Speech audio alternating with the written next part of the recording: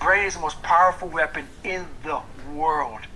Once you put away your phones and your computers and all that we have nowadays, that's great. We're up to date.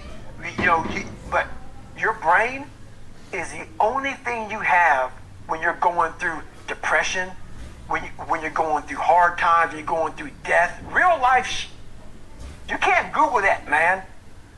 You're alone. You're alone. You may have a shrink you're going to. You may have a best friend you're going to.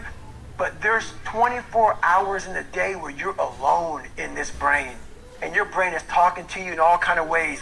And it wants to control you and pull you in these different pockets.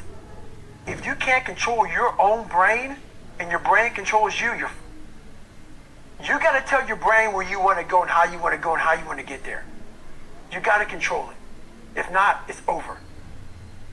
What existed for me was, okay, man, how am I going to make this work? And all I knew back then was hard work. The only way anything gets accomplished. That's all I heard back in those days. You got to work hard. You got to work hard. I'm not getting I can't get this paragraph. I can't remember what's in this paragraph to pass this test to get in the military. Read again. Still not getting it. Read again. But if you're not getting it, write it out. And that's how I started learning. Okay, well, I got to write out everything I do. And then write it out again. And write it out again. And guess what happened? I got it. I can't swim. I'm negative buoyant. Go back again. I can't swim. Go back again. Go back again. Go back again. I got it. I realized if I keep going back and going back and going back until this just becomes, your mind will say, okay, we're going to figure it out. Because he is not going to stop. It's not like, I'm going to try one more time. No. It's just like, alarm clock goes off, boom, we're going back. I can't read right, we're going back. I gave myself no way out, and my mind realized that. And it said, okay, we're going to adapt and overcome now. Like a lot of people say, trying hard. Your mind knows, man. It knows this guy's bull. Man, this guy's lying. There's no truth behind it.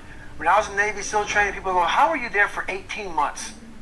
The program was only 6 months long. You were in 3 hell weeks in 1 year. No one's ever done that. How did you do that? I talk about the new norm. When I lived in a $7 a month place when I was growing up for a short period of time, I loved it. I didn't know any different. That was my norm. Once we moved out of that place, we moved to a $236 a month place. I was like, I never want to go back to that little piece of shit. But if you go back to that $7 a month place and you realize this is where I live, this is all I got, your mind says, roger that, this is home. So when I was going through Navy SEAL training for 18 months and going back through all the hard parts over and over again, I told myself after the first time, I knew it was going to be a long journey there. My body was breaking down. It was just how it was going on. I said, you know what? This is my new norm. So my mind said, it's like going to work. Like you go to work, you put your suit and tie on. I go into suffering every day. Every day, suffering, being broken, duct taping my feet up, stress fractures, shin splints, being broken. This is my new norm. And your mind says, if we're not broken, this ain't normal. We gotta be broken. So then your mind starts to get tougher and tougher and more callous. People, how did you run on broken feet? Broken shins. My mind knew this is how we operate. We're in Navy SEAL training. This is what we are. I became hell. And that became my new norm. I gave myself no way out. There was nothing outside these walls of hell. Nothing. I loved God, but for a short period of time, I became the devil, because that was hell. I became the boss, the owner, the CEO of Navy SEAL training. That was my mindset. And that's how you get through things. You immerse yourself wherever it is, and you become that. You become that and give yourself no way out. When I was 297 pounds and I was fat as hell trying to be a Navy SEAL, the scariest thing in the world to me, even to this day, was that could have been the rest of my life. I thought then I was trying hard. That's the scariest thing in the world. I thought then 297 pound, working for Ecolab, spraying for cockroaches, making $1,000 a month.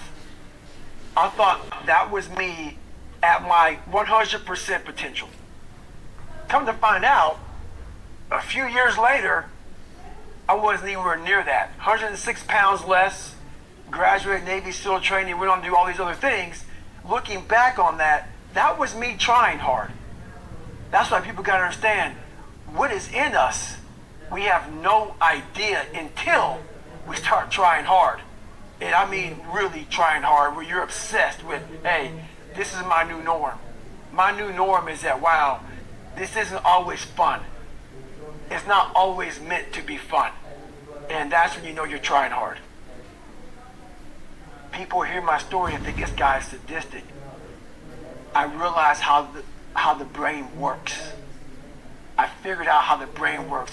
I'm a scared kid, and that's what gives me so much power. I had no foundation, and I built this off of just researching the mind. The feeling you get is basically invincibility. You realize that you can't do it all the time. When you need to do it, I know I can go to a place that I can live in. And when you know that you can run on broken legs, and you can do certain things that a lot of people can do, but they're not willing to do, this power, this sympathetic nervous system of fight or flight, and you're fighting, it gives you this charge of energy of when you're sitting there at 3:30, 4 o'clock in the morning, and you're duct taping your feet up because they're broken, and you're doing it by yourself, and you're going through arguably one of the hardest training in the world. And these guys, most of them are healthy, and you're going through it broken, and you're already at a disadvantage, but you're still there. You can feed into that and tap into that for a lot of power. But if you look at it, well, I'm broken, man. I'm not going to make it. But if you look at it as, man, I'm broken and I'm still here. And I'm fighting. And I'm going to find a way to get through this. Because I have no other place to go. It gives you a lot of power. When things start to suck really, really bad, my brain and a lot of people's brain, they don't go to your dad beating you up.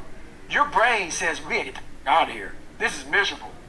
So anger goes away a lot of times when you're suffering, because your brain just says, we gotta run. We gotta go. So that anger is not popping up saying, oh, I want to show them. I want to show those people. No, there has to be a much deeper. When I say deeper, it has to be down to mineral soil. It has to be down to that nice mineral soil where nothing can burn. You can't burn dirt. So it has to be down that low, that literally is something in you that's at the core of your soul. But you don't find it unless you spend a lot of time with what you want to be in life. I can't give that to you. Right? You can't give it to somebody. When you find your true passion in life, and my passion for me was like, oh, I want to be a Navy SEALs, Army, I don't give a shit. I want to serve my country. I want to be someone that I'm proud of. I want to look at myself in the mirror because I was so disappointed. That accountability mirror I talk about, I was so disappointed in what I saw every day. I wanted everybody to love David Goggins. And a lot of people did. I didn't love myself. But I knew a lot of us want to find peace first. So people say, man, you always talk about this suffering and pain. I'm at peace right now because I went through that. You don't find peace first. If you do, Merry Christmas. More power to you.